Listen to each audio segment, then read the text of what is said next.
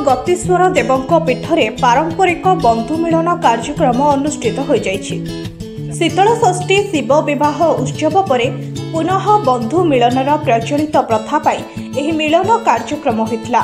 तेबे बाबा गतीश्वर देव पीठरे पारंपरिक भावे 2012 मसीहारू यह बंधुतापूर्ण कार्यक्रम परिचालित हो आसुथुबा बेले शीतल षष्ठी उत्सव तथा शिव पार्वती विवाह कन्या पक्ष और बर पक्ष कर्ताकर्ती माने एथिरे सामिल होइतिले।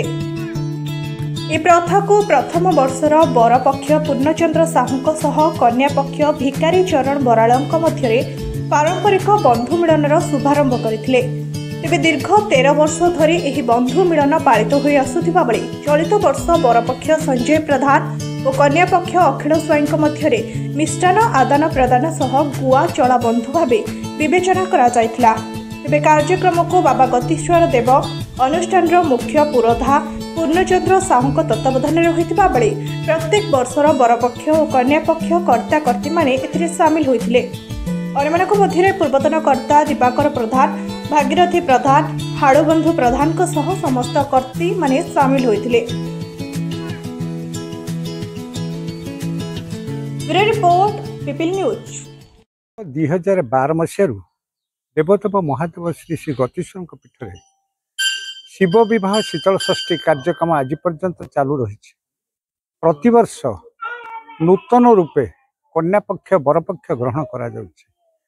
सबु वर्ष पर चलित वर्ष ताहा भी महासमारोह पालित हो जाइए। तेणु आज कार्यक्रम थिला समस्त बंधु मानकर पुनर्मिलन।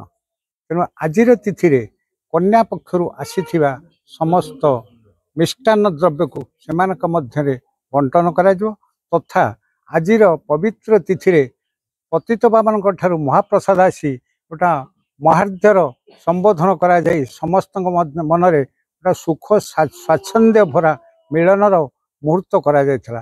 तेणु यह आगामी वर्ष किपरि सुरुखुरे समापन हब आम समस्त मध्यरे बंधुत्वर एकनिष्ठता प्रतिपादित हब यह ही होची आज कार्यक्रम मूल।